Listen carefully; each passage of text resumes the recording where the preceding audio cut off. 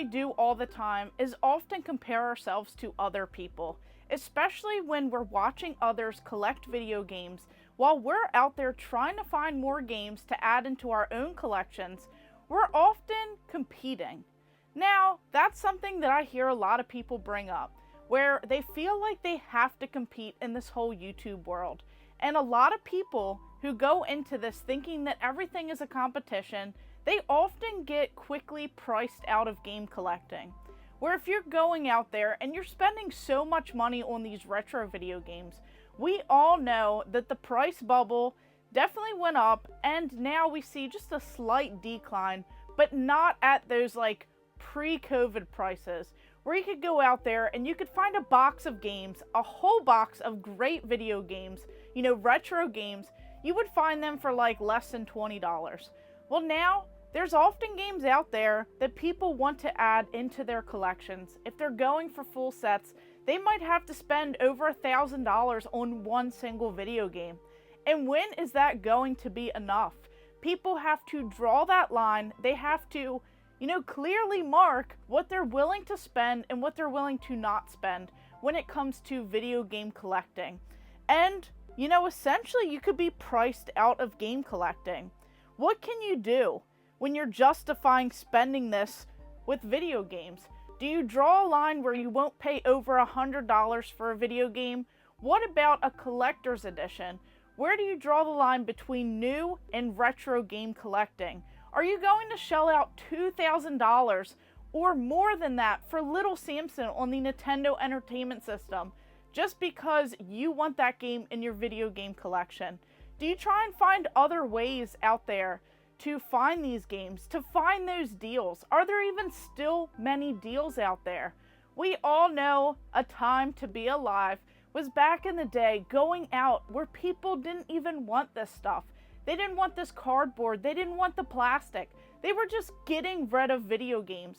You could go to any thrift store, find these games for less than $2 a piece. You could find, before Facebook Marketplace, you could find on Craigslist tons of games, these swap meets, these yard sales, these flea markets, and you could really come home with a few $100, in total that you spent, but so much stuff. You could find complete in-box consoles, controllers, all kinds of handheld systems, console gaming, video games, complete in-box games. And nowadays, it's like the price is so insane. And people often think that they have to continue collecting a certain way. They have to shell out that big money, and some of them just get priced out of game collecting. They just can't simply afford to go on with this like crazy hobby. They have to find other ways. Now, I'm here to say that essentially this comes with a cost. So instead of spending the money, if you're sacrificing that, you have to put in the work and the effort to find these deals. So that convenience is what you're giving up if you don't want to shell out all of this money. So essentially you must put all this work into this to find these deals. It's like crazy, but you have to find these video games. You have to put in that effort, that work. You have to make deals. Whether you're going out there and trying to trade so that you could get a better deal than what you had in the trade itself, whether you trade up for games that you no longer want in your collection to try and get a bigger, valued game, or if you're trying to make deals out and about at video game conventions, paying cash, working with friends, and trying to get it for right below market value.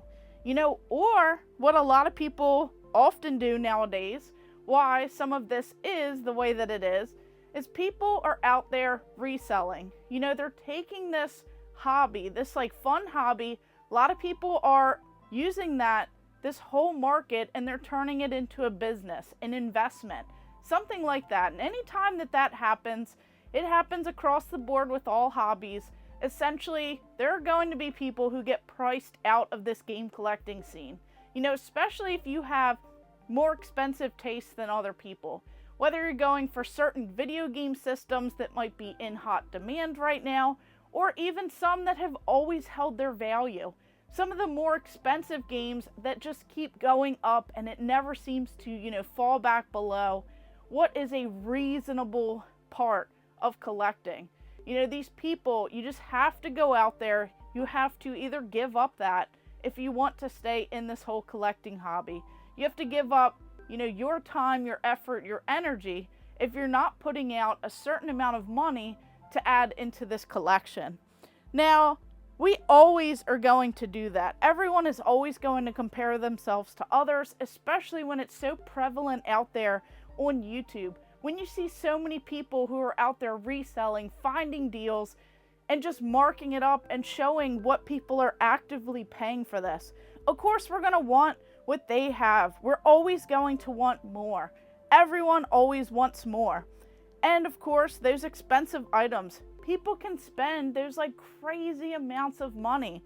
And you have to like tell yourself what is going to be the cutoff for you. Now, some people, they don't have to worry about spending these crazy amounts of money because to them, they may have a different budget than what you have.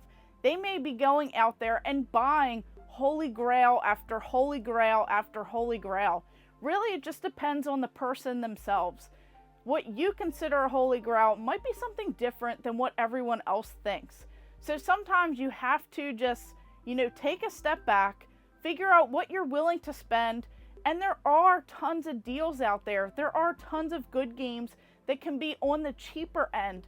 Not every game that's over $1,000 is even good. Not even every game over $100. There's just certain things that make these games more rare or, you know, more desirable to certain collectors. But you have to figure out what you're willing to go, what you're willing to spend, and what you're willing to do when it comes to this hobby. But this is something that I hear all the time. People are just telling me that they're essentially priced out of game collecting. And I want to know what you guys think about this topic. Do you feel like, you know, ever since the pandemic, everyone has started to, you know, lose this whole like sense of what these games should be worth? Do you think the market is going crazy? Do you think it'll ever continue to drop even lower than it's starting to? Do you think that people will be priced out indefinitely and there won't be people spending all this money? I see tons of people selling their collections right now.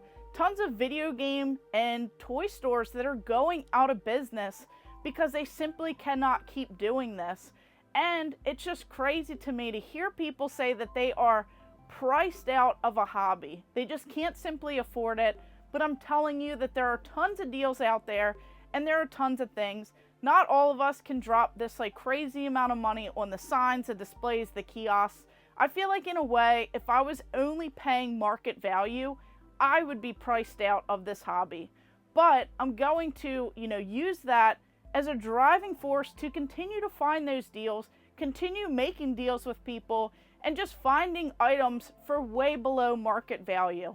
Not everyone can do that if they don't have the time and effort to, you know, dedicate into that, but I want to know what you guys think. So do you think that you are priced out of this hobby? Do you think the average person is priced out of this hobby? Do you think the average person just is not willing to put in certain amounts of work towards this? And what is the most that you would pay for a retro game or a newer collector's edition bundle?